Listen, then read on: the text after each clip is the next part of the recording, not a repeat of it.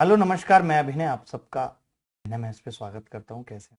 तो और कमाल की बात यह है कि अब ये बैच जो रिकॉर्डेड ऑफलाइन क्लासेस का था ये खत्म होने की कगार पे है। शायद अंतिम 2 टॉपिक बचे हुए हैं और सिस्टम टाइम एंड वर्क हो गया और हाइट एंड डिस्टेंस। ठीक है, ये कुछ एक टॉपिक बचे हुए हैं और ये खत्म करने के बाद हम फिर एक लाइव नया स्टार्ट करेंगे, बिल्कुल बेसिक से और बहुत अच्छे तरीके से पूरे जोश के साथ जून के फर्स्ट वीक में लगभग। तो अभी आप ये नंबर सिस्टम और हाइट एंड डिस्टेंस दोनों को एंजॉय करो जो भी रह गया है। इसके अलावा मैं बताना चाहूँगा कि मैं अनअकैडमी पे फ्री स्पेशल क्लासेस में CHSL और CGL मेंस के लिए क्लासेस चला रहा हूँ। रोज रात को 8 से 10 क्लास होती है। अब वो क्लासेस भी देखें और जो छूट गई हैं उनको भी देख सकते हैं। लिंक आपने डिस्क्रिप्शन में दिया हुआ है। इससे पहले मैंने एक क्रैश कोर्स भी पढ़ाया था। अगर आपको लगता है कि आपको गणित पूरी आती है और आप रिवीजन करना चाहते हैं तो आप वो स्पेशल क्लासेस वाला क्रैश कोर्स भी देख सकते हैं। लिंक भी हम डिस्क्रिप्शन में देते हैं। टेलीग्राम पे भी है, टेलीग्राम का लिंक भी नीचे दिया हुआ है। आप टेलीग्राम को भी अपने फ़ोन में रख लीजिए ताकि कोई भी फालतू फालतू चीज़ें टेलीग्राम पे डालते भी नहीं है। जो ज़रूरी होती है वही, जिससे आपको डिस्टरबेंस भी कम हो और काम की चीज़ पे पहुँच जाए। जल्दी शुरू करेंगे। मुझे भी बड़ा एक्साइटमेंट है कि इतने सारे लोग नए जुड़े हैं, उनको अब हम लाइव बैच के थ्रू पढ़ाएं और मज़ा आए और कंप्लीट CGL का टारगेट बनाएंगे। मैं आपको रोज के रोज टारगेट भी दूंगा कि आपको कितना बाकी के और सब्जेक्ट्स में भी पढ़ना है, किस तरीके से पढ़ना है। ठीक है, तो मुलाकात होगी फिर आपसे। और तब तक आप ये बैच देखिए। नंबर सिस्टम की क्लासेस हैं, हाइट एंड डिस्टेंस की क्लासेस हैं, देखिए लगातार। और फ्री स्पेशल क्लास करना ना भूलें रात को 8।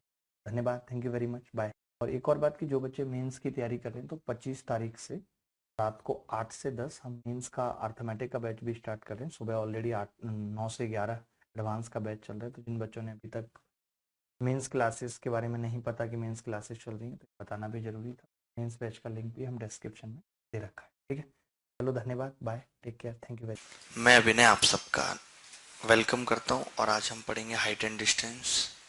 ठीक है, बहुत अच्छा टॉपिक है, बहुत इंटरेस्टिंग टॉपिक है और उसको इंटरेस्टिंग बनाएंगे नए नए सवालों से। ठीक है, वैसे तो एक एक सवाल ही कभी कभी आता है, लेकिन कई बार ऐसे सवाल आ जाते हैं जैसे आपने देखा 2016 में एक सवाल आया कि एक गुब्बारा उड़ रहा है और फिर थोड़ा सा छिटक गया। मतलब अजीब अजीब से सवाल आ जाते हैं, तो वो सारे अजीब अजीब से सवाल करेंगे। और भी कितने अजीब से तरीके के सवाल आ सकते हैं, नए सवाल कहाँ से वो सवाल पूछे गए थे वो सब भी करेंगे। मतलब वैल्यून पे हम बहुत सारे सवाल करेंगे कि कभी गुब्बारे का मन हो रहा है तो वो लंका की तरफ जा रहा है, कभी लाहौर की तरफ जा रहा है। मतलब गुब्बारे जहां जहां भी घूम सकता है आसमान में, उन सब पे हम सवाल करेंगे। ठीक है, तो चलिए शुरू करते हैं। आप हेडिंग लगा लीजिए हाइट एंड डिस्टेंस। क्या क्या इसकी जरूरत क्यों पड़ी हाइट एंड डिस्टेंस की? जैसे आप देख रहे हैं अभी मसला चल रहा है भारत पाकिस्तान का, और ये जो मसला वर्ड है ये मैंने पाकिस्तान से ही लिया है क्योंकि इंडिया में मसला नहीं है। तो मसला ये है भाई कि आपको किस एंगल पे मिसाइल रखनी है ताकि वो ठीक जगह जाके निशाना मारे। जीवन में भी इसका काम है। आप बालकोनी से नीचे देख रहे हैं, नीचे से बालकोनी में देख रहे हैं, तो आपको किस एंगल पे देखना है कि सामने वाले को पता भी ना चले और आपकी बात भी हो जाए। आप समझ रहे हैं? तो सारा के लिए यही हाइट एंड डिस्टेंस से मतलब ही यही है कि दूरी से ऊंचाई को देखना या ऊंचाई से दूरी को देखना। It's called height and distance. ऊंचाई और दूरी। ठीक है, ऊंचाई और दूरी। आवाज आ रही है ना? आवाज में क्या इशू आ रहा है अभी? ठीक तो आवाज? Hello, no voice. अब आ रही है? अब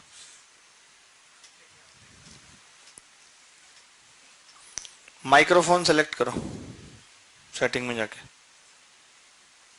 हाँ, नीचे इसी में ऊपर जाओ। वीमिक्स आ रहा है ऑप्शन, नीचे करो एक और। Microphone, line, black magic, stereo mix. एक एक बार सब सेलेक्ट करके देख लो। अब आ रही है? अब आ जाएगी तो ऊपर उठेगा। ऐसे नहीं आ रही है अभी। और एक और बार नंबर 1 पे करो, मैं खुद ही बता दूं। अब आ रही है? ठीक है। पता नहीं हलवा हो शकल से। अब आ रही होगी भाई आवाज। बताओ, इतनी अच्छी बात अधूरी रह गई, इतनी देर में पता चला आवाज ही नहीं आ रही। हाँ, तो हम यही बता रहे थे कि हाइट एंड डिस्टेंस का मतलब क्या है। हाइट माने ऊंचाई और डिस्टेंस माने दूरी। ऊंचाई से दूरी को देखना, दूरी से ऊंचाई को देखना, it's called height and distance. अब आ रही है ना आवाज? ये जो बात मैं पूछ रहा हूं यही बात तुम कमेंट में लिख दोगे तो क्या होगा?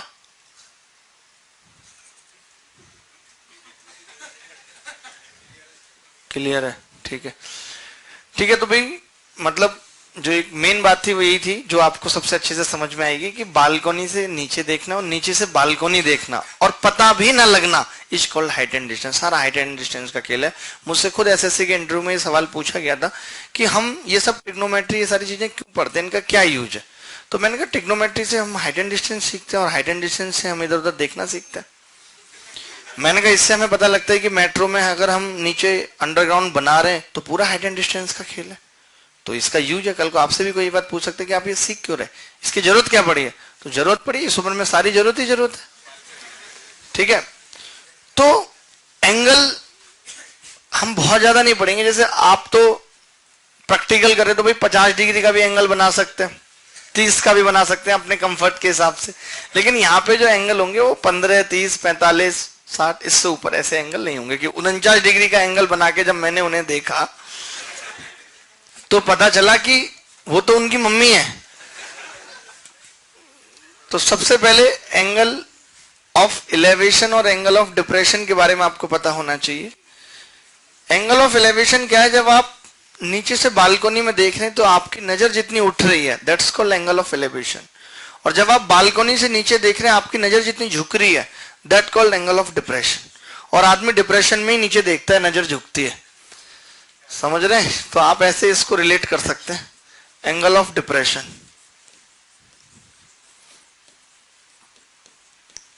एंगल ऑफ डिप्रेशन मतलब कि इसको हिंदी में कहते हैं उन्नयन कोण,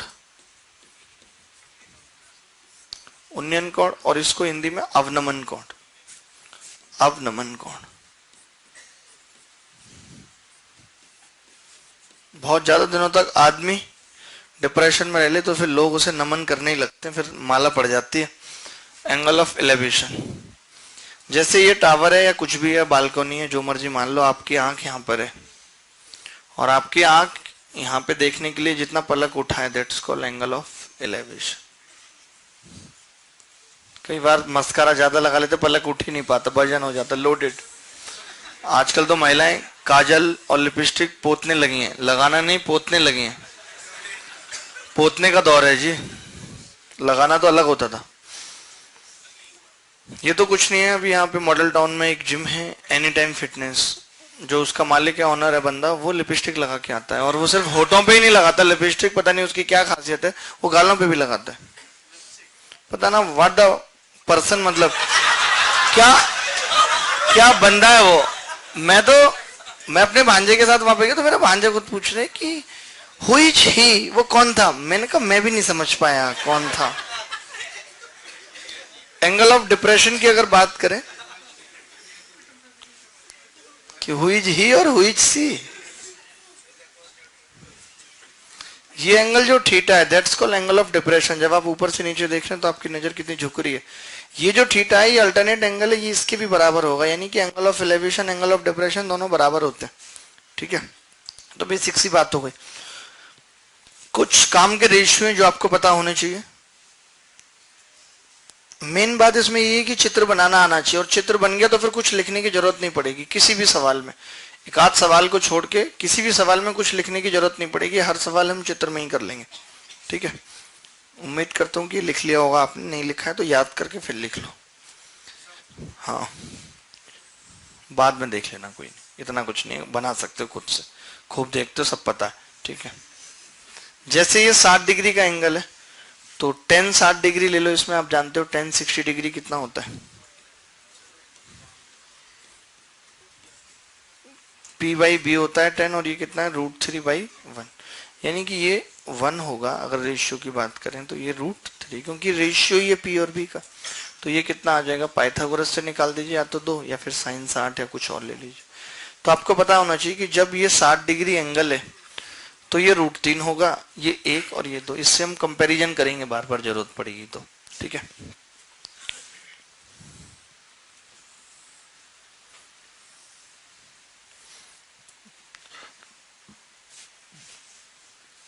जब ये 30 डिग्री होता है तो 10 30 डिग्री परपेंडिकुलर अपॉन बेस 1 होगा, ये √3 होगा, और ये 2। जब ये 45 डिग्री होगा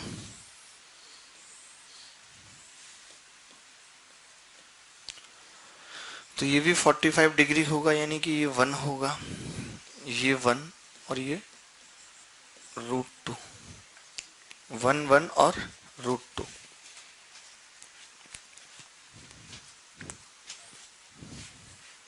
तो ये कुछ छोटे छोटे मान पता होने चाहिए, बाकी और क्या क्या जरूरत पड़ेगी एंगल्स की, थोड़ी बहुत ज्योमेट्री इसमें भी लगेगी तो वो भी बताएंगे, और ज्योमेट्री में थोड़ा बहुत ये लगेगा, तो ये ज्यादा लगना था इसलिए पहले पढ़ा रहे। ये रेशियो लिख लिया आपने, ठीक है। बहुत छोटे छोटे से सवाल से पहले समझाता हूँ, फिर हम अच्छे सवालों पे बढ़ेंगे, इसीलिए 2 दिन रखे हमने हाइट एंड डिस्टेंस के लिए, आज और कल। ये मिटा देते हैं, आगे बढ़ते हैं। थोड़ा जल्दी जल्दी लिखेंगे, आराम में बिल्कुल भी नहीं बैठेंगे, क्योंकि गांधी जी ने कहा था आराम आराम है, लेकिन कहा गांधी ने था ना, नेहरू से कहलवा दिया था। मुझे सब अंदर की बातें पता है, आप मेरी बात ना करो। आप देखें एक सवाल क्या है, पूरी स्क्रीन पे सवाल ही सवाल है। बहुत आसान सा सवाल है कि the upper part of a tree broken by the wind makes an angle of 30 degree with the ground and the distance from the root to the point where the top of the tree touch the ground is 10 metre, what was the height of the tree. कितना कितना आसान सवाल है, इतनी देर में उत्तर आ जाना चाहिए था।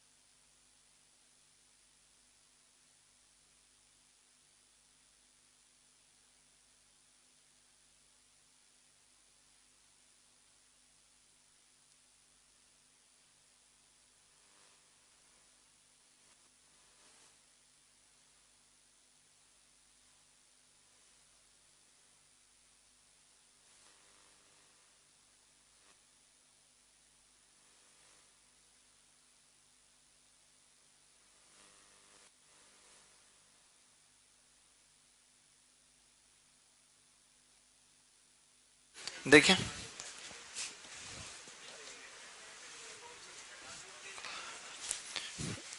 एक पेड़ का ऊपरी भाग जो आंधी से टूटकर गिरता है, पता नहीं ये कौन लोग थे जो यही सब करते थे कि पेड़ टूटा उसका एंगल नाप रहे हैं। हमारे गांव में तो इतनी देर में लोग लकड़ी निकाल के ले जाते थे। एक पेड़ का ऊपरी भाग जो आंधी से टूटकर गिरता है भूमि से 30 डिग्री का कोण बनाता है, 30 डिग्री, और जड़ से पेड़ के ऊपरी भाग के उस स्थान जहां से भूमि को छूता है दूरी 10 मीटर है, ये 10 मीटर है।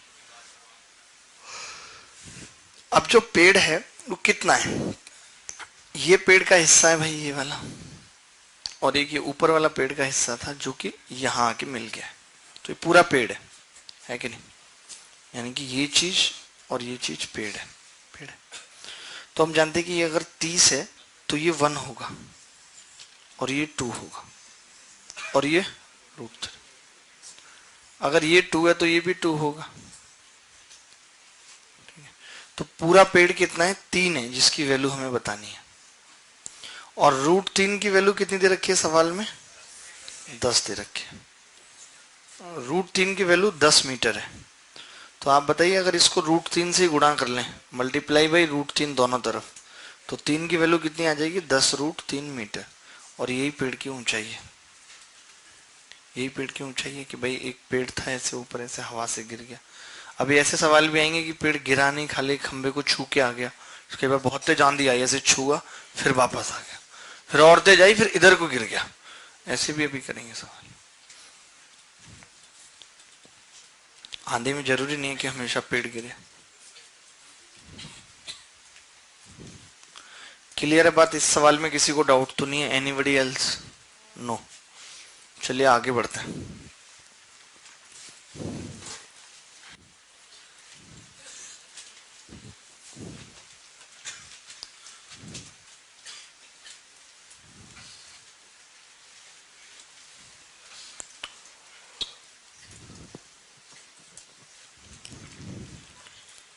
या फोटो ले लो एक बार। सवाल कह रहा है tower stand at the end of a straight road, the angle of elevation of the top of the tower from the 2 points on the road 500 metre apart are 45 degree and 60 degree respectively, find the height of the tower.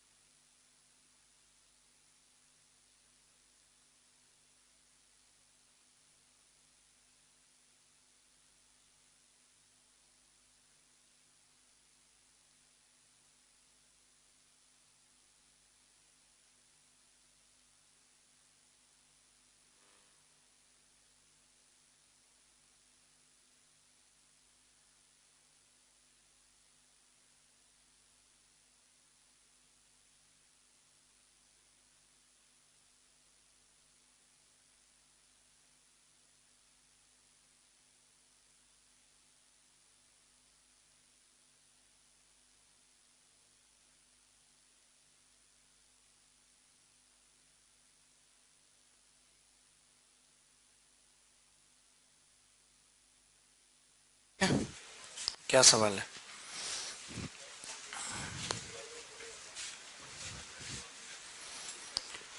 एक tower एक सीधी सड़क के अंत में खड़ी है। एक tower है, सीधी सड़क के अंत में खड़ी है। खड़ी कर दी जैसे जैसे बोल रहे हैं। टावर के ऊपरी शिखर के उन्नयन कोण 500 मीटर दूर सड़क पर स्थित दो बिंदुओं से 45 डिग्री और 60 डिग्री, दो बिंदुओं से, जिनके बीच की दूरी ये दो बिंदु है 500 मीटर है, और यहां से हमने एंगल नाप रखे। यहां से हमने क्या नापा हुआ है? एंगल नापा हुआ है। क्लियर है बात? कोई डाउट एनीबडी? नहीं।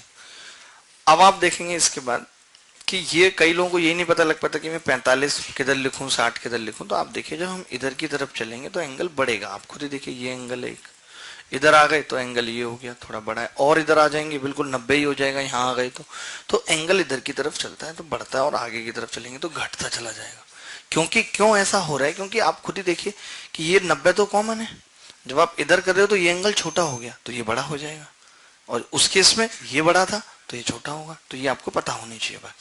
तो ये 45 डिग्री और ये 60 डिग्री, इतना सवाल में दिया हुआ है। अब आपसे पूछ रहे हैं कि इसकी ऊंचाई कितनी होगी। तो निकाल लिया होगा भाई ये सवाल, नहीं निकाला? निकाल ही लेंगे ऐसा सवाल। अगर आपने ये सवाल निकाल लिया है तो मेरा दावा है कि आप अगला नहीं निकाल पाएंगे। ठीक है। तो एक टावर एक सीधी सड़क के अंत में खड़ी है। टावर के ऊपरी शिखर के उन्नयन कोण 500 मीटर है।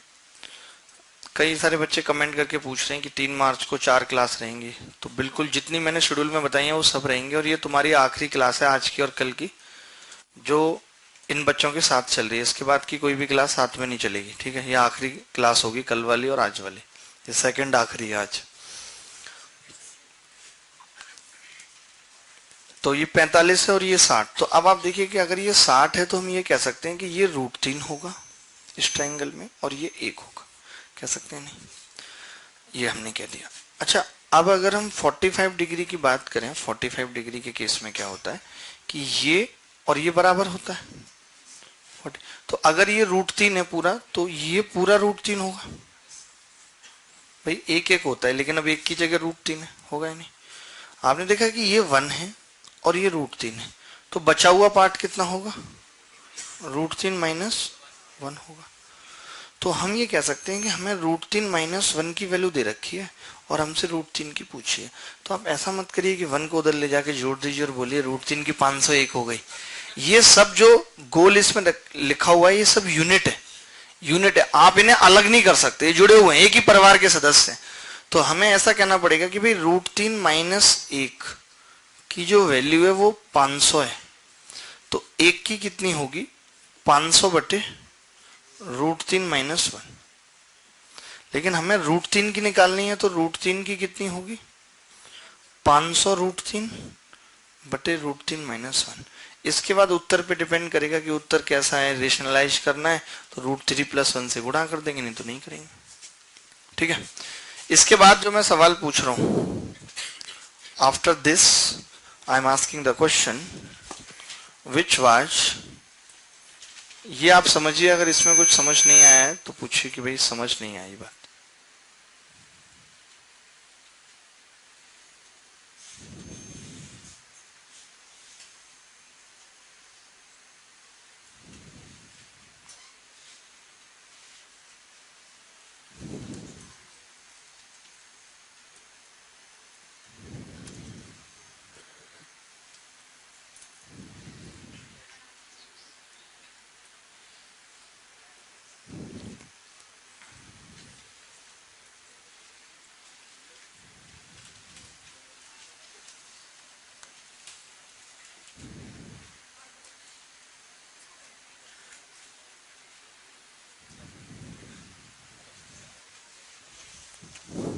एक सवाल पूछता हूँ, अगर हिंदी में थोड़ी बहुत प्रॉब्लम लग रही है तो मैं हिंदी खुद बोलता हूँ, ठीक है?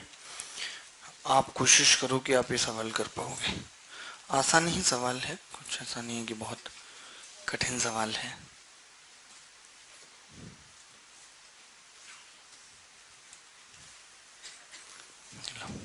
इंग्लिश में तो प्रॉपर ठीक है, मैं हिंदी में बोलता हूँ क्या है।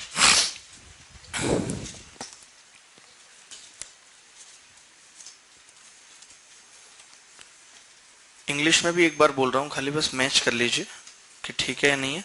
A balloon moving in a straight line passes vertically above 2 points A and B on a horizontal plane। ठीक है, यहाँ तक 1000 मीटर अपार्ट। 1000 मीटर नहीं लिखा हुआ? नहीं नहीं नहीं, 1000 मीटर कर लो, कोई नहीं, उससे कुछ फर्क नहीं पड़ेगा, लेकिन अगर 1000 मीटर है तो कोई बात नहीं, ठीक है। When above A, it has an altitude 60 degree H seen from B, and when above B, 30 degree H seen from A. Find the distance from A of the point at which it will strike the plane। ठीक है, यही है ना, बस तो बता दीजिए क्या है। हिंदी वाले लिखेंगे, अगर हिंदी में ठीक तरीके से नहीं लिख रहा है तो, एक गुब्बारा सीधी रेखा में ऊपर की ओर जा रहा है, यही बात गलत है। पहली बात तो नीचे की ओर आ रहा है गुब्बारा, नीचे की ओर आ रहा है ना, वर्टिकली, तभी तो स्ट्राइक करेगा प्लेन को। जैसे लिखा हुआ है ना वही लिख लो आप, जो इसमें लिखी हुई है। मुझे तो लग रहा है ये हिंदी तो भी ज्यादा ठीक है। जो हमने बाहर से करके मंगवाई है, फॉरेन से आई है, वो तो महाघटिया है। नहीं तो इंग्लिश में ही समझने की कोशिश करो, इंग्लिश में ही समझो, ज्यादा अच्छा होगा।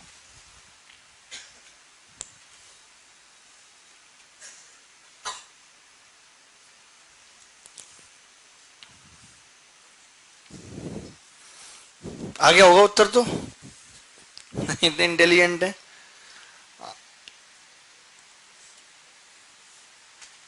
उत्कर्ष खरे जी, आप बताइए क्या उत्तर आ रहा है।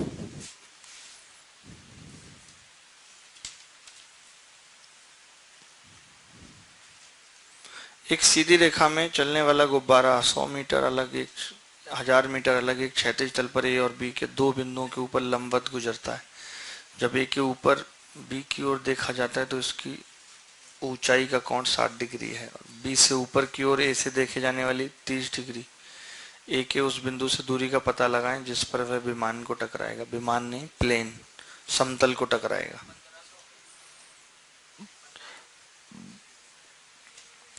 एक बच्चे पे मुझे रहता हमेशा भरोसा, दैट्स कॉल्ड हर की Pauri, he will find the correct answer, he find all the things in his life correct since last 7 years। since नहीं आएगा, for आएगा, क्योंकि ये टाइम निश्चित नहीं है, लेकिन इसमें निश्चित होता है, सबको पता होती है कि एक डेट भी, तो since ही ठीक है।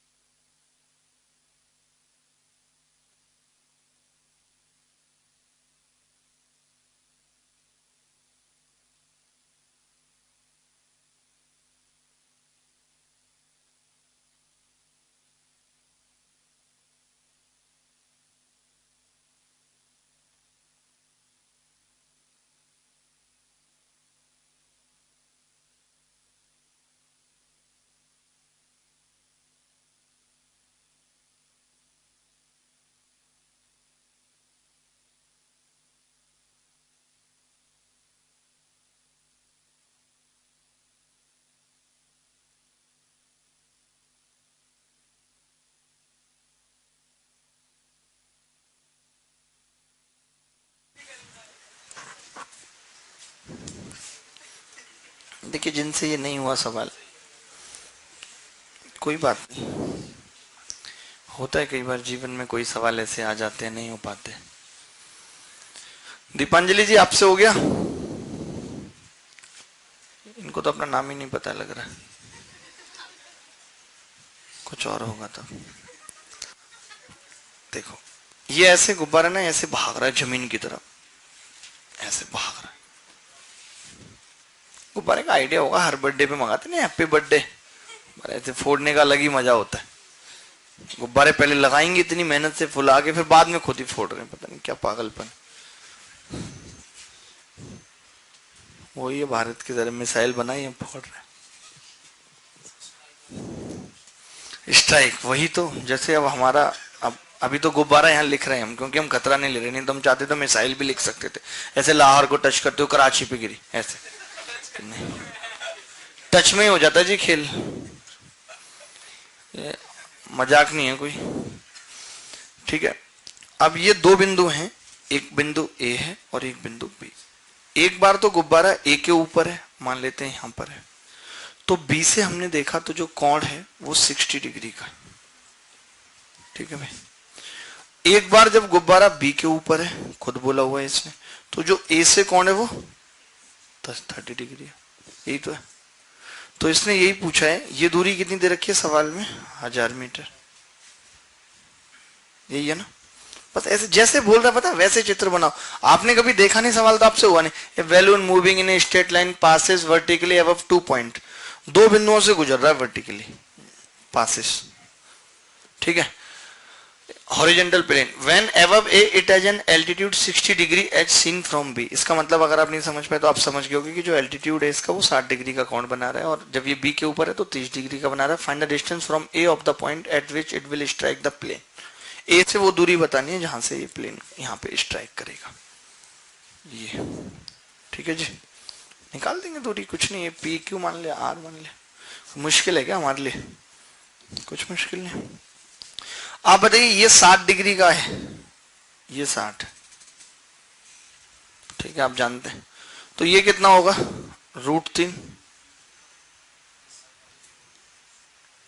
और नीचे 1, ये बात पता है। या फिर आप ऐसे इसको बाद में कर लो, तो ऐसे लिख सकते हैं हम, ये √3 है, ठीक है, ये √3 और ये कितना है 1, √3 और ये 1 है, नहीं 1, यही है ना। आप मुझे बताइए ये कितना हो गई है, क्योंकि ये 60 डिग्री 30 डिग्री है। अब 1 के केस में कितना होता है कि ये 1 और ये √3, तो आप ऐसा करो इसको √3 कर लो, तो ये कितना हो जाएगा 3। कहीं से भी स्टार्ट कर सकते हैं, आपके ऊपर है कि ये हमने 1 कर लिया, ये √3 है, तो ये √3 गुना होगा तो ये 3। तो आप खुद देख रहे हैं कि दो ट्राइंगल हैं जो सिमिलर है, एक ये वाला और एक ये वाला। या तो आप सिमिलर देख लो या सिमिलर भी मत देखो तो tan एंगल R देख लो। आप बताइए tan एंगल R कॉमन है दोनों में, दोनों में कॉमन है। tan क्या होता है, PY होता है। एक केस में P 3 है और एक केस में ये 1 है, ऐसा ही तो है। तो हम ये कह सकते हैं कि भाई इसका जो रेशियो होगा 3:1 का है, तो नीचे भी कितना होगा 3:1 का होगा, यानी कि ये 3 होगा और ये 1 होगा।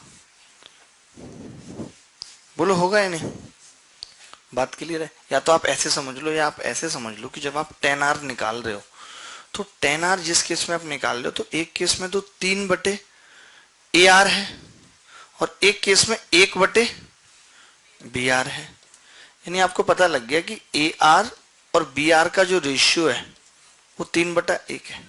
बोलो यही तो मैंने लिखा है। या तो आप 10 से समझ लो या आप सिमिलरिटी से समझ लो कि ये दोनों ट्राइंगल सिमिलर हैं और इनके परपेंडिकुलर का रेशियो 3:1 का है, तो इस बेस का भी 3:1 का होगा। यानी बच कितना गया 2, और उस 2 की वैल्यू सवाल में कितनी दे रखी है 1000, तो 1 की कितनी आ गई।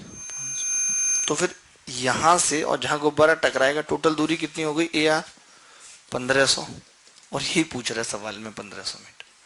मुश्किल नहीं था। एक बार और समझाता हूं, आप देखो कोशिश करो कि समझ आ रहा है कि नहीं। Try to understand. आप तो चित्र ही नहीं बना पाए। मेन मुसीबत ये थी कि चित्र बन गया था, फिर तो कैलकुलेशन में तो कुछ था ही नहीं। There was nothing in the calculation.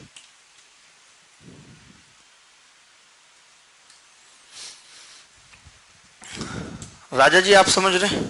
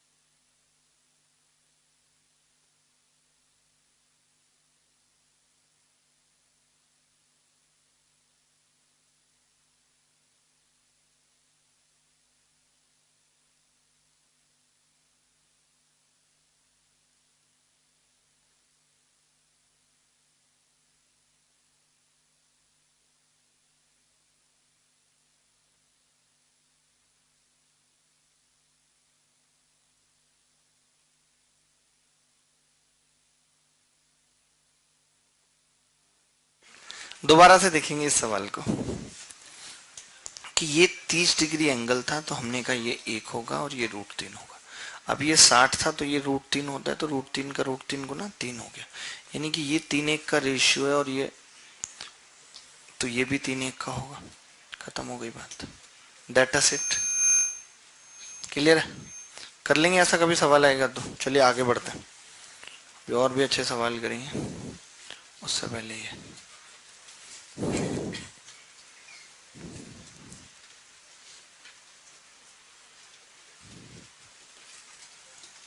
बहुत आसान सा सवाल है, ऐसे 1-2 आसान सवाल भी कर लो।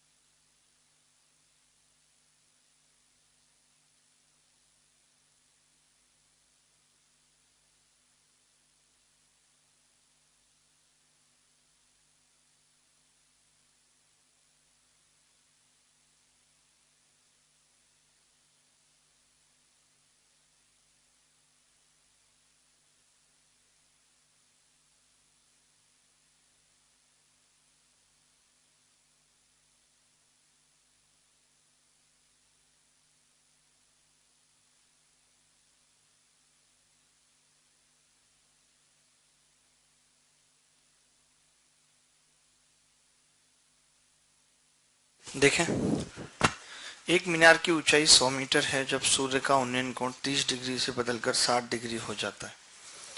एक मीनार की ऊंचाई 100 मीटर है, ये 100 मीटर है। अब 2 एंगल हैं भाई, इसकी परछाई पहले ये थी, सीधे लिख देना, ये 30 होगा, ये 45 होगा। तो जो इसकी छाया है वो पहले ये थी छाया, और अब बाद में ये है, ठीक है। तो परछाई x मीटर कम हो जाती है, जब 30 से 45 होगा तो परछाई इतनी रह जाएगी, तो ये x मीटर है, x मीटर। तो ये x पूछ रहा है ना आपसे कि क्या होगा, x गा, x को हिंदी में पढ़ते हैं गा, x का मान क्या होगा? ऐसे पढ़ते हैं, ठीक है।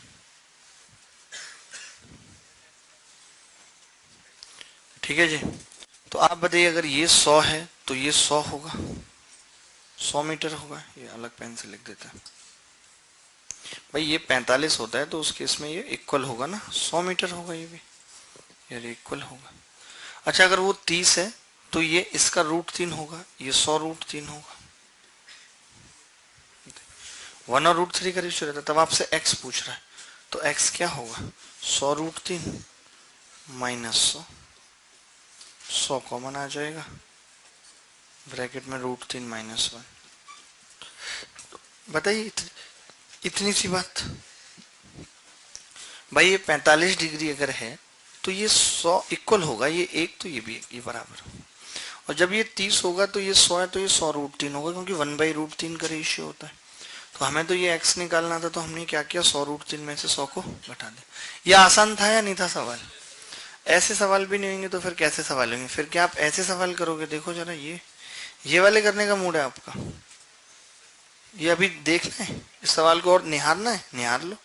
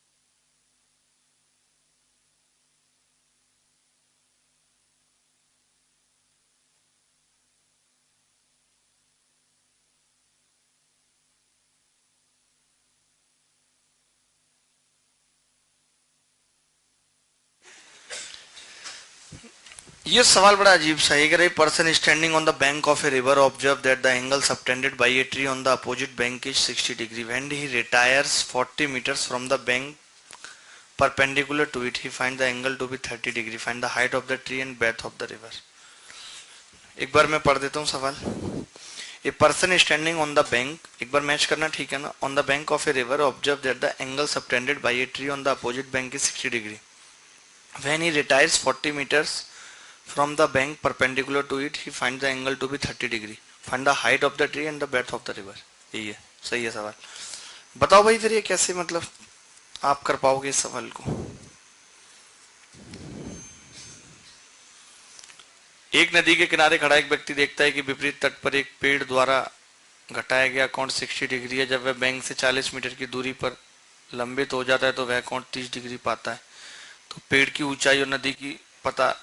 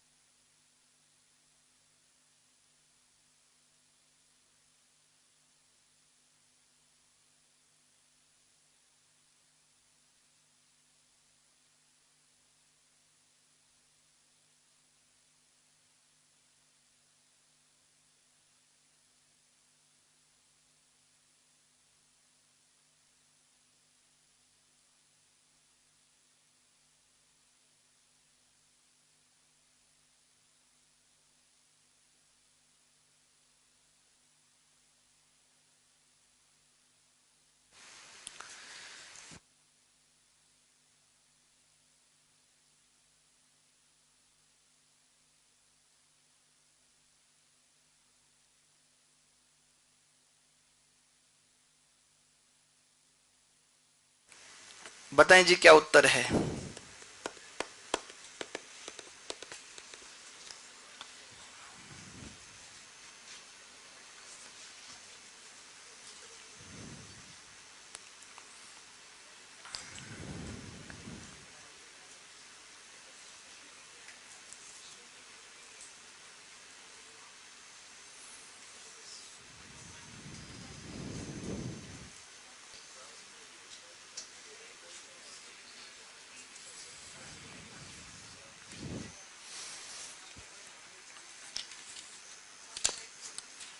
कोई बात नहीं, चलिए नहीं हुआ होगा, सवाल समझ ही नहीं आया होगा, क्योंकि एक होता है पागल, एक होता है महापागल। इसके आगे आप समझदार हो क्या ही कहना। 20 √3 और 20, राजा माथुर जी का सही जवाब। Mathur ji you are very intelligent guy, very nice. 20 √3 और 20, कुछ है नहीं सवाल में, बताया आप।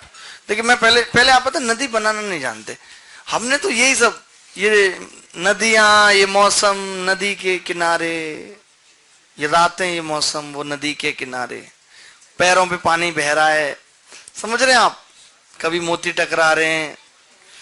फील, ऐसे आप फील करके सवाल करोगे तो सवाल अपने आप हो जाएगा, पता है। But you have to feel it, क्या आप नदी किनारे बैठे हो, बस बना देते हैं ये लो। नदी देखी नहीं, बीच की बात करेंगे, अरे यार। और क्या, देखिए आपको लग रहा होगा कि मैं ऐसे टेढ़ी बना रहा हूं, लेकिन मैं ऐसे सीधी बना के दिखा नहीं सकता मैं आपको 3D में फील करा रहा हूं, समझ रहे हैं, 3D में। अब ये पेड़ है मान लेते हैं, कहाँ है भाई पेड़, ये रहा, ये पेड़ है मान लेते हैं, और यहाँ पे इस किनारे पे बंदा खड़ा हुआ है ऐसे, ये किनारे पे, और यहाँ से जो एंगल है वो 60 डिग्री है। ये नदी है ऐसे ही, ऐसे सीधी है, लेकिन हम दिखा नहीं सकते ना ऐसे सीधी आपको।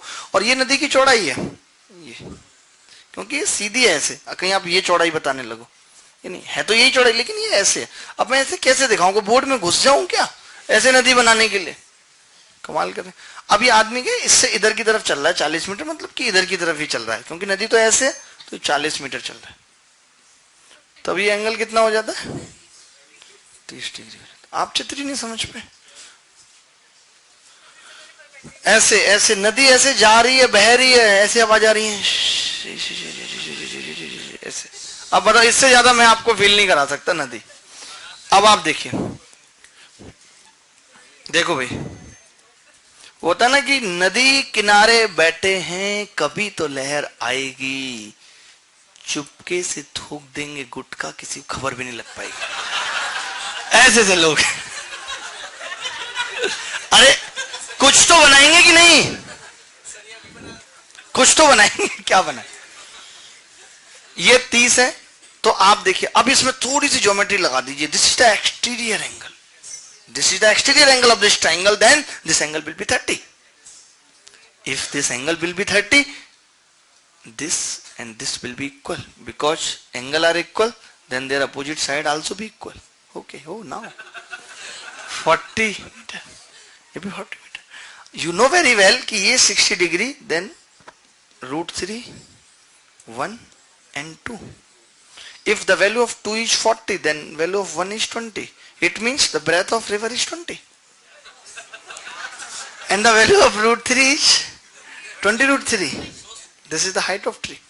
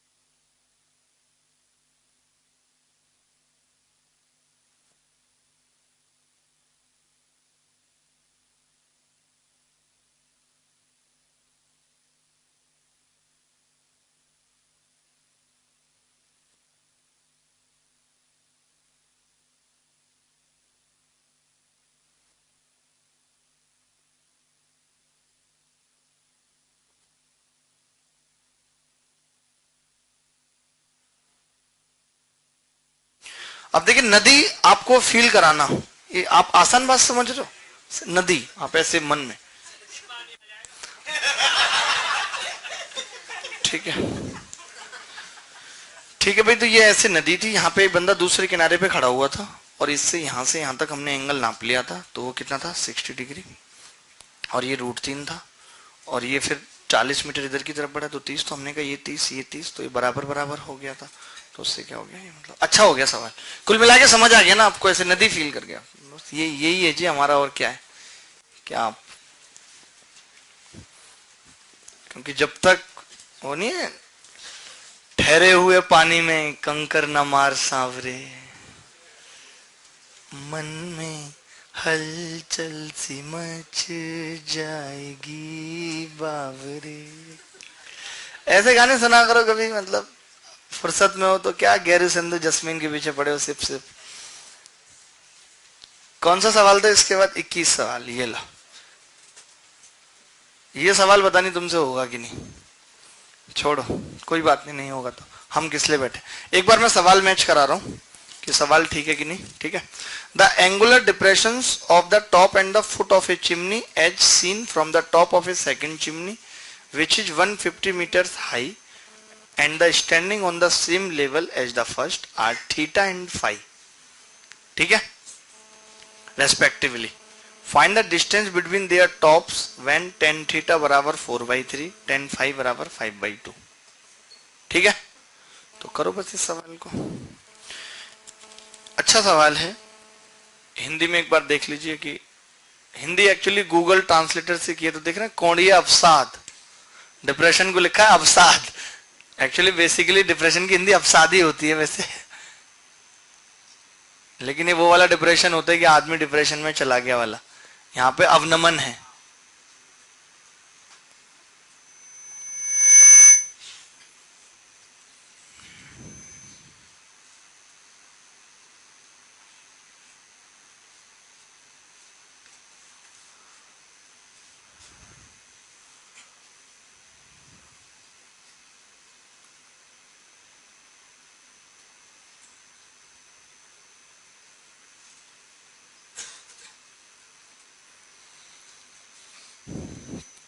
कितना उत्तर आ रहा है जनाब,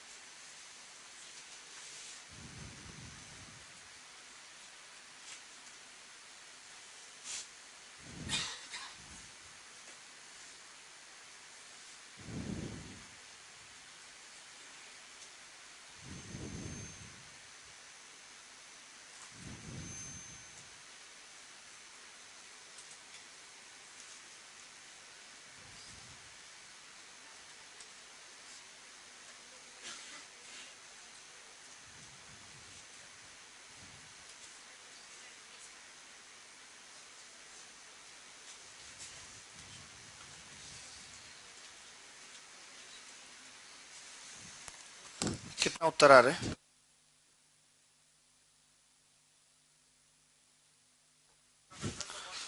1500/7, गलत जवाब है, 100 metre is the right answer. Raja Mathur ji आपका सही जवाब है 100।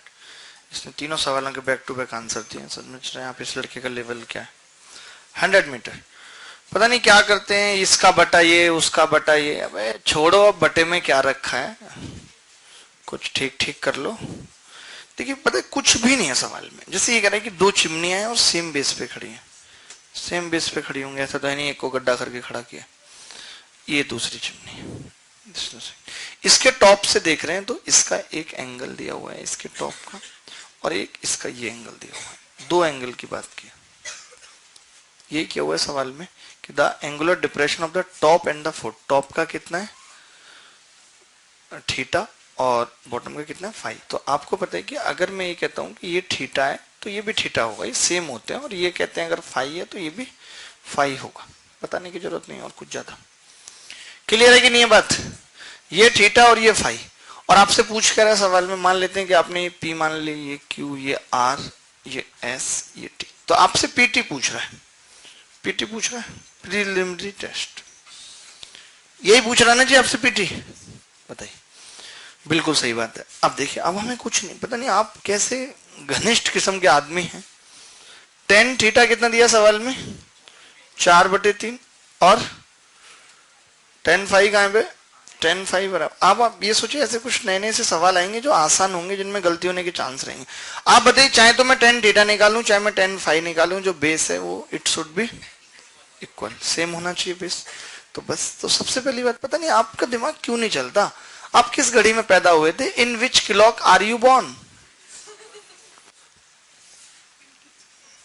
तो 2 से अगर गुणा कर दें तो 2 चौक 8, 2 तिया 6, 3 पंजे 15 और 3 दूनी 6, यानी कि बेस कितना आ गया दादा, 6 आ गया, ये बेस, ये 6 आ गया। अच्छा ये कितना आ गया, 10 5 15 है ये पूरा, ये 15, और ये कितना है, दिस इज 8, तो ये कितना आ गया। वैसे इसकी तो जरूरत ही नहीं पड़ रही कुछ करने की, वो तो मैं आप हम और चीजें निकालना, जैसे ये 6 और ये 8, तो ये कितना होगा भाई, 10। आप बताओ 15 की जगह 150 है, तो 150 है ना, 150 मीटर की चिमनी है। अरे अरे से अब ऐसे कुछ होगा क्या, तो ये 100 हो जाएगी। कुछ भी पूछता, अगर इनके फुट की डिस्टेंस पूछता, 60 हो जाती। बताओ आप, इस वाली चिमनी के बारे में पूछता, कम वक्त 70 हो जाती। कुछ भी पूछ लेता, सिर्फ क्या करना था, जीरो चुपकानी थी। यही अर्थमेटिक में पढ़ा रहे थे, यही एडवांस में, जीरो नहीं चुपका पा रहे, आप कब चुपका पाओगे बताओ। व्हेन विल वी, नहीं बन रहा सेंटेंस, छोड़िए, लीव इट।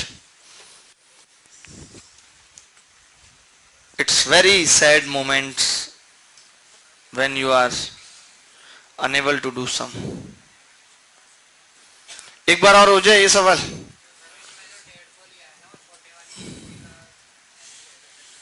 कौन कह रहा है ऐसे, इसका मतलब है कि आपकी इंग्लिश खराब है।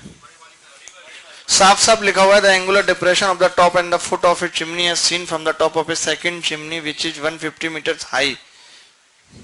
विच इज, तो ये किसके लिए आ रहा है विच इज, मतलब जिसका एंगल निकाल रहे हैं ये, नहीं नहीं, नहीं। The angular depression of the top and the foot of a chimney, ये तो चिमनी की बात दे दी, ठीक है। As seen from the top of a second chimney which is 150, इसी की तो टॉप से देख रहे हैं, और टॉप से किसी का डिप्रेशन है, इट मींस कि वो चिमनी बड़ी है, तो सेकंड चिमनी है, क्योंकि आपने पढ़ा होगा कि जो विच आता है तो इससे जस्ट पहले वाले के लिए होता है, तो ये सेकंड चिमनी के लिए।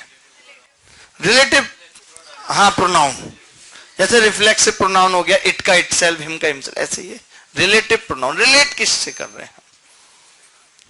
इसके एक दो एक्सेप्शन भी है, मैं चाहूं तो बता दूं, लेकिन मतलब नहीं है।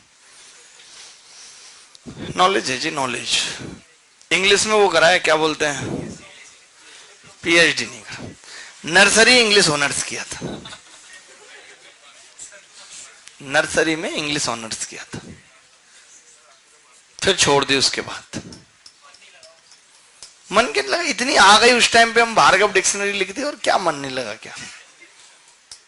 भले उसे आज कोई नहीं पढ़ रहा, लोग ऑक्सफोर्ड पढ़ रहे हैं, मेडिजी पढ़ रहे हैं, लेकिन जो असली डिक्शनरी है वो आज भी भार्गव ही है, जिसमें अच्छे से बताया गया एडजेक्टिव कौन सा, नाउन कौन सा।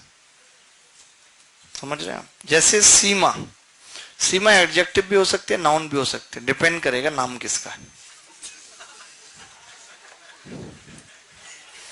इस पे बहुत विवाद है, और सारा विवाद सीमा का ही है।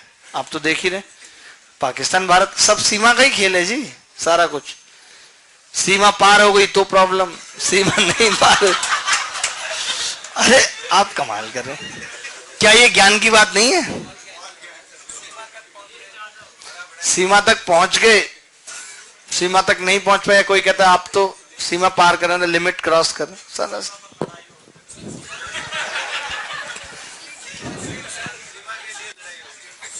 12 से देखेंगे, टेन थीटा बराबर P by B, P by B.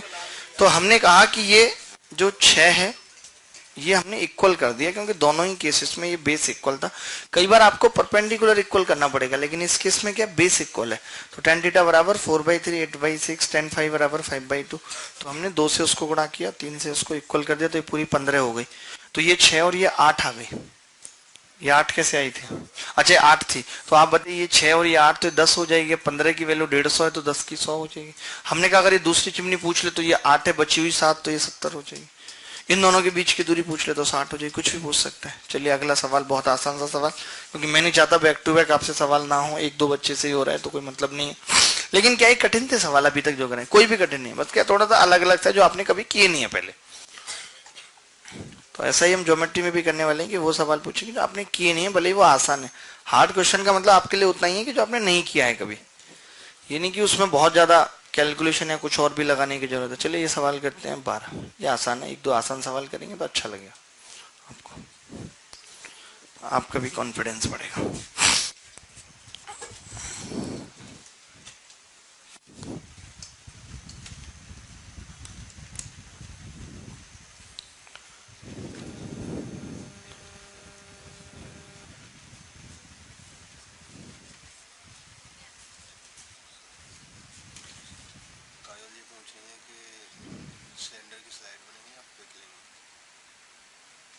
दोनों चलेगा।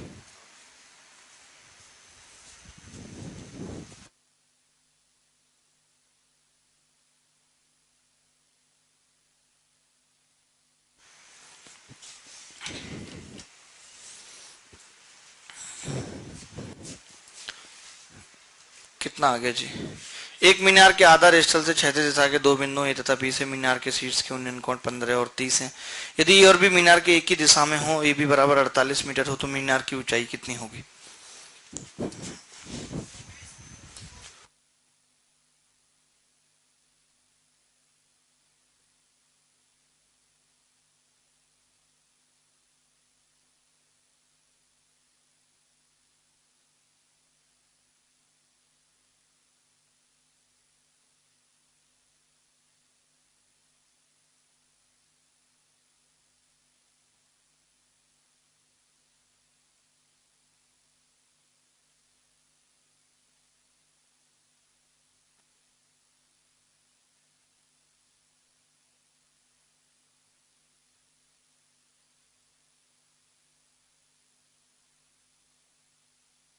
Twenty four is the right answer. Very nice, very nice. ये तो बहुत आसान सवाल था, इन सवालों को हमने जन्म दिया।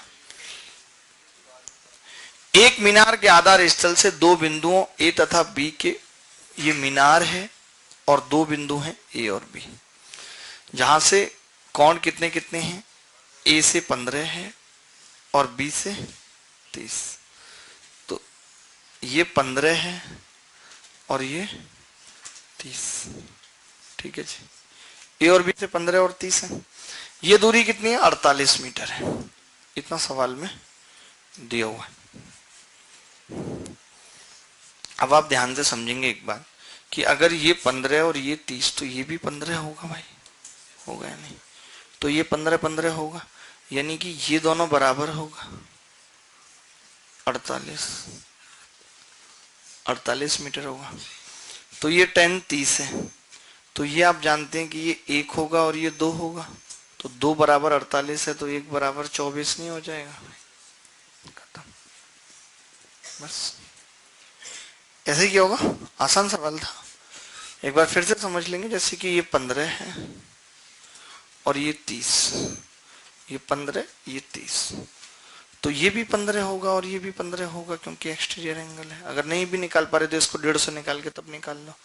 अब ये अगर 15 15 है तो ये दोनों बराबर होंगे, भुजाएं ये दोनों बराबर होंगी तो ये 48 ये भी 48। अब एक ही ट्राइंगल की जरूरत पड़ेगी, नहीं तो फिर 10 15 भी लगाना पड़ेगा, जैसा कि ब्रैकेट में दिया हुआ है 10 15 बराबर 2 माइनस रूट 3। यही लगाने लगे थे क्या? तो ऐसे ऐसे करोगे कैसे काम चलेगा? How work will go if you do wrong in this way?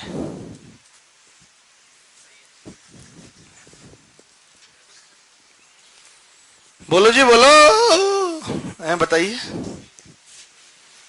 और कोई आप में से किसी सवाल को अंजाम देना चाहेगा? Anybody else want to give अंजाम? अगला सवाल आ जाए आपकी कॉपी के ऊपर।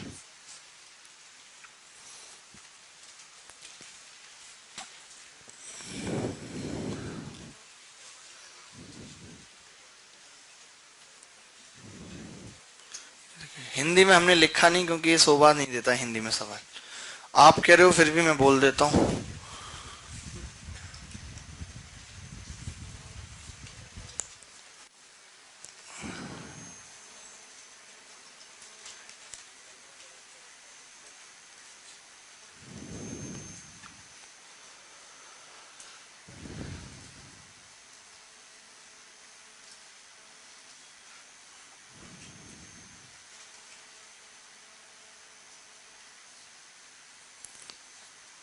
हिंदी में लिख लें, एक सीढ़ी जो दीवार के सहारे तथा क्षैतिज तल से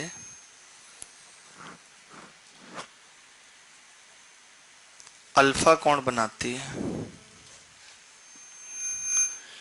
एक सीढ़ी जो दीवार के सहारे है तथा क्षैतिज तल से अल्फा कोण बनाती है। नहीं, 60 डिग्री लिख दो, 60 डिग्री कोण बनाती है।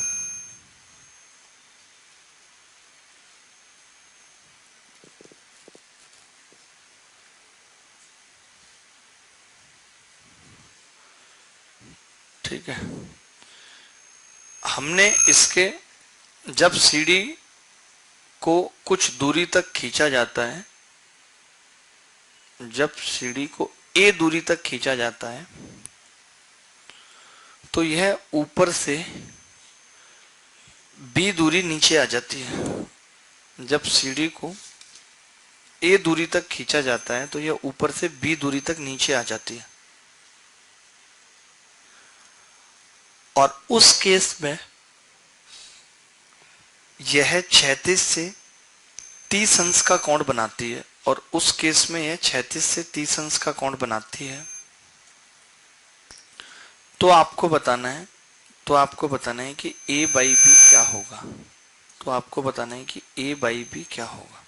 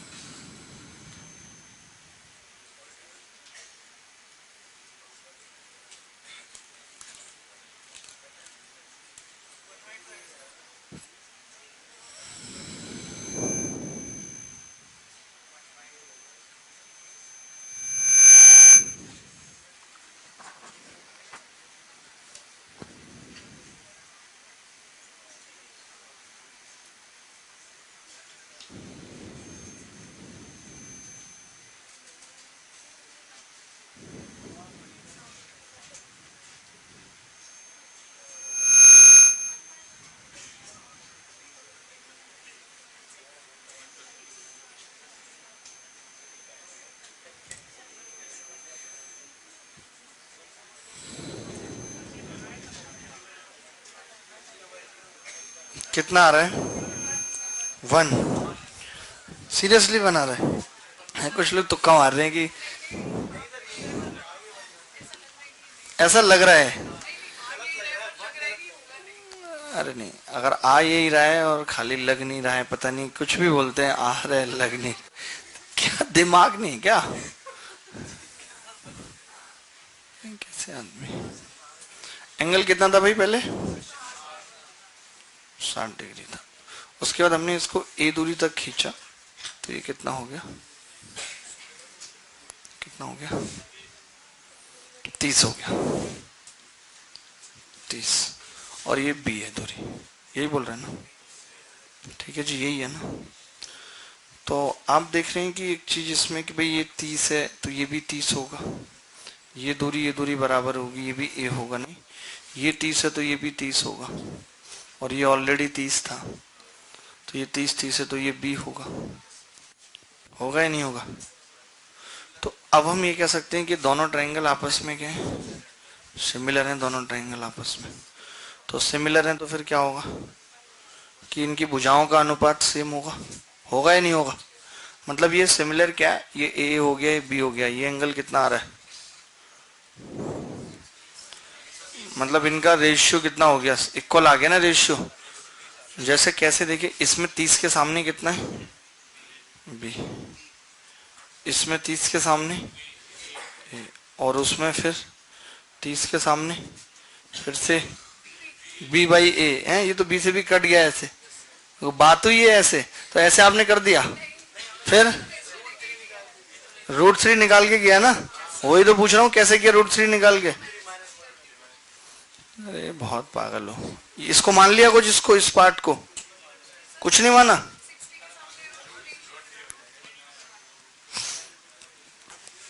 सुनो, नहीं नहीं, वैल्यू वैल्यू पुट नहीं, एक्चुअली ऐसा है कि कल को ऐसा भी सवाल आ सकता है जिसमें ये 60 और 30 ना हो के अल्फा और बीटा हो, और तब आपसे पूछ ले कि ए प्लस बी क्या होगा। हाँ तो मैं वही कर रहा हूँ ना, इसीलिए बता रहा हूँ, वैसे करके ही बता रहा हूँ। आप ना इसमें अल्फा और बीटा ही कर लो। अल्फा कर लिया हमने 60 की जगह और बीटा कर लिया 30 की जगह। तब हम कैसे अप्रोच करेंगे इस सवाल को, ये देखो आप, ठीक है। तब इस सवाल का उत्तर आएगा ए बाई बी बराबर 10 अल्फा प्लस बीटा बाई 2। तो कैसे आएगा, देखो ये आसान नहीं है सवाल। अब आप कर सकते हो कि अगर ये 60 और 30 नहीं है तो, हाँ तब बता सकते हैं क्या आएगा। ये कितना है, ये बीटा है ना, और ये अल्फा।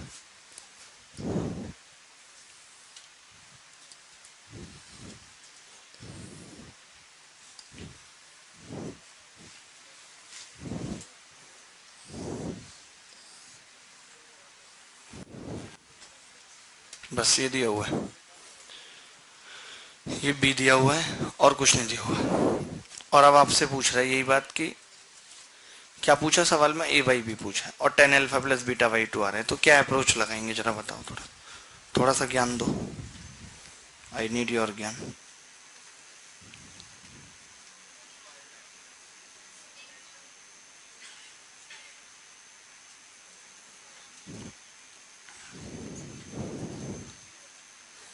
देखें, देख लो, जैसे अब इस केस में क्या होगा कि आपको सीढ़ी की लेंथ माननी पड़ेगी। सीढ़ी, सीढ़ी मतलब वो सीढ़ी नहीं, सीढ़ियां, लेडर। हमने मान लिया कि ये सीढ़ी की लेंथ कितनी है, एल मान सकते हैं। तो यहाँ पे भी कितनी होगी, एल। सीढ़ी आपने देखी होगी नसैनी जिसको कहते हैं गांव में, नसैनी। अरे जैसे गांव में क्या होता है कि हर एक जगह चढ़ने के लिए वो नहीं होती, मतलब जीने नहीं होते, स्टेयर्स नहीं होते, तो सीढ़ी होती है बांस की बनी हुई। हाँ कई बार वो टूट भी जाती है, कोई भारी आदमी चढ़ जाए और पुराना बांस हो तो। अरे देखा हमने ना, जैसे अब ये एल है, आप बताइए ये एल और ये कितना है, अल्फा है, ठीक है। तो आप मुझे बता सकते हैं कि अगर ये अल्फा है तो ये दूरी कितनी होगी, ये एल है। तो आपका जवाब होगा जी, ये होगी L sine alpha, N sine alpha. होगी या नहीं, बोलो, होगी एल साइन अल्फा, सही लिखा है नहीं। अरे आप बताओ ना, यहां से साइन अल्फा लोगे तो ये बटा ये, तो एल कट जाएगा, साइन अल्फा होगी। क्लियर है बात पूरी। अच्छा ये दूरी कितनी होगी, ये एल है, तो आप बोलोगे ये होगी एल साइन बीटा, ये होगी। तो अब अगर मैं आपसे पूछना चाहूं ये बात, अब मैं आपसे पूछना चाहूं कि मुझे बी बताओ, बी क्या होगी, तो आपका जवाब होगा जी बी बराबर होगी एल और ब्रैकेट में sign alpha minus sine beta. हो गया नहीं, बी बराबर। अब ऐसे ही हम इसको लिखना चाहें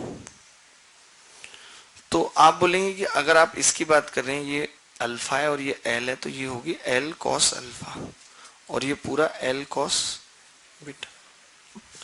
ये लिख पा रहे हैं नहीं आप भाई, आधार बटे कर्ण यानी कि बेस बटे हाइपोटेनस कटने के बाद बीटा बचना चाहिए, तो बीटा बच रहा है। और एल से इसको डिवाइड करेंगे तो कॉस अल्फा बचेगा। कॉस अल्फा क्या होगा इस ट्रायंगल में, खुद बताओ। कॉस अल्फा होगा base L cos alpha upon hypotenuse L, L से एल कट जाए, कॉस अल्फा बराबर कॉस अल्फा, ठीक है।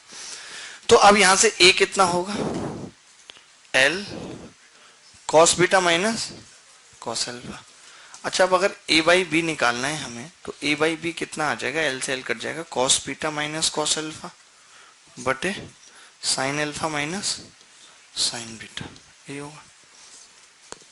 तो आप देखेंगे कि अगर मैं ऊपर cos सी माइनस cos डी का फॉर्मूला लगाऊं तो ये आएगा 2 sine alpha plus beta by 2 into sine alpha minus beta by 2, क्योंकि डी माइनस सी होता है, बटे ये कितना होगा जी, sine C minus sine D, 2 cos alpha plus beta by 2 into sine alpha minus beta by 2। अब अल्फा बीटा बराबर नहीं हो सकते इसलिए जीरो नहीं आया, कट जाएगा इससे। तो ए बाई बी कितना आ गया, 10 अल्फा प्लस बीटा बाई 2। अब आपने देखा था अल्फा 60 था और बीटा 30 था, तो 90/2 10 45। उस केस में ए बाई बी कितना आ रहा था, 1 आ रहा था। वो आपको सिर्फ दिख गया था, आपने निकाला कुछ नहीं था। अच्छा निकाले, वेरी गुड। मैं बता ऐसे ही निकाला होगा ना वो भी आपने की, एल कॉस √3 और ऐसे करके कुछ एंगल लेके ना, बस खत्म। देखिए दोनों केस में ही 2 होगी सीढ़ी की लंबाई, तो 60 वाले केस में भी, वो भी डिस्कस कर लेते हैं अभी। पहले आप ये देख लो, जो ये 60 और 30 था, पहले ये आप कंप्लीट इसको देख लो कि अगर ये ऐसे आ गया सवाल तब कैसे करते और क्या अप्रोच होती। क्योंकि जिस भी एग्जाम में आया हुआ ये ऐसे ही आया हुआ था, 30 और 60 मैंने कर दिया, मुझे लगा थोड़ा ठीक रहेगा, लेकिन आपने झट से कर दिया। फिर मुझे फिर आपको दिखाना पड़ा कि सवाल ओरिजिनली ये है।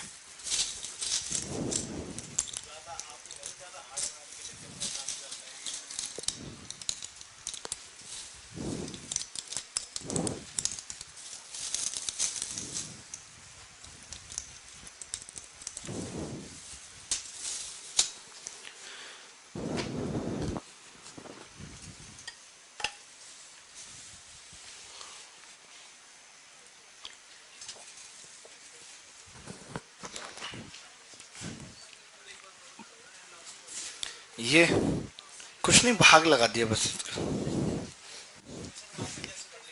1 नहीं, मैं तो ये कह रहा था कि अल्फा अगर 60 था सवाल में और बीटा 30 था, तो 60 और 30 90/2 45 1 आ गया था। ये सीढ़ी वाला सवाल अच्छा सवाल है। जैसे अब इसमें आप एक बार इसकी जल्दी से फोटो लो, फिर मैं आपको बताता हूँ कि 60 वाले केस में हमने कैसे करना था और नहीं करना था।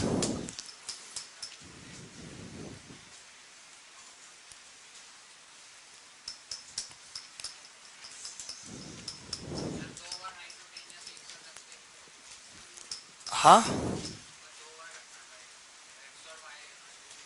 बात एक ही है।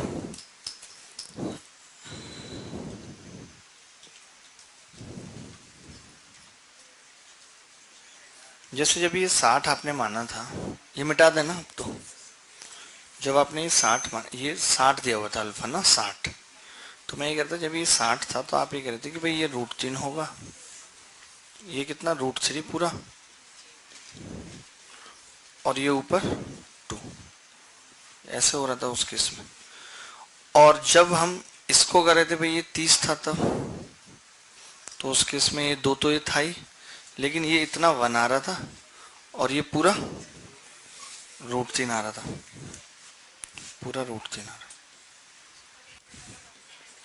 ठीक है। और ये वाला 1 था, तो आपने क्या निकाला कि ए की जो वैल्यू आ रही है वो कितनी आ रही है, √3 - 1, और जो बी की वैल्यू आ रही है वो भी कितनी आ रही है, √3 - 1। तो मैं ये कह रहा था, एक तो ये जरूरी नहीं है कि हर बार ऐसे बराबर आए।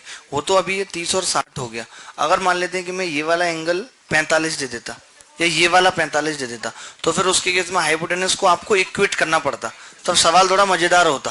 फिर ए वाई भी थोड़े से गंदे गंदे से आते, तो भी कर लेते आप या नहीं कर पाते भाई। जैसे अगर यहाँ सेम भी नहीं होता, यहाँ 45 डिग्री होता मान लेते हैं, देखिए मान लेते हैं कि 45 डिग्री होता है यहाँ पे, यहाँ 45 डिग्री होता, 45। तो अब आपको बताइए कि भाई ये अगर 60 था तो ये आपका कितना आ गया, √3, ये 1 और ये निकाल दिया आपने, लेकिन ये 2 है इस केस में। तो जब आप 45 की बात करोगे तो वो √2 होगा। अगर आपको उसको भी 2 बनाना पड़ेगा तो ये इतना जो पार्ट है, ये इतना, ये तो पूरा है, ये इतना जो पार्ट है ये √2 आएगा उस केस में, 45 के केस में। और नीचे वाला पार्ट भी कितना आएगा, √2 है, √2 आएगा। तो अब b की वैल्यू इस केस में कितनी होगी, तो आप बोलेंगे अब b की वैल्यू होगी पूरी √3 है और यहां तक √2, यानी कि √3 - √2 यही होगी। और a की वैल्यू कितनी होगी, √2 - 1। तो अब आंसर कितना आता है ए बाई बी, अब थोड़ा टिपिकल सा आता, √2 - 1 बटे √3 - ये आता तो भी निकाल लेंगे, ऐसा भी कोई बेकार सा सवाल भी आएगा तो ठीक है। तो चलिए बाकी कल पढ़ेंगे, कल भी बहुत अच्छे अच्छे से सवाल करेंगे, नॉर्मल सवाल की पीडीएफ आपको मिल जाएगी, वो आप करते रहिए ठीक है। आज के लिए इतना ही, अगली क्लास में फिर मुलाकात होगी। Bye bye, take care. ठीक है भाई,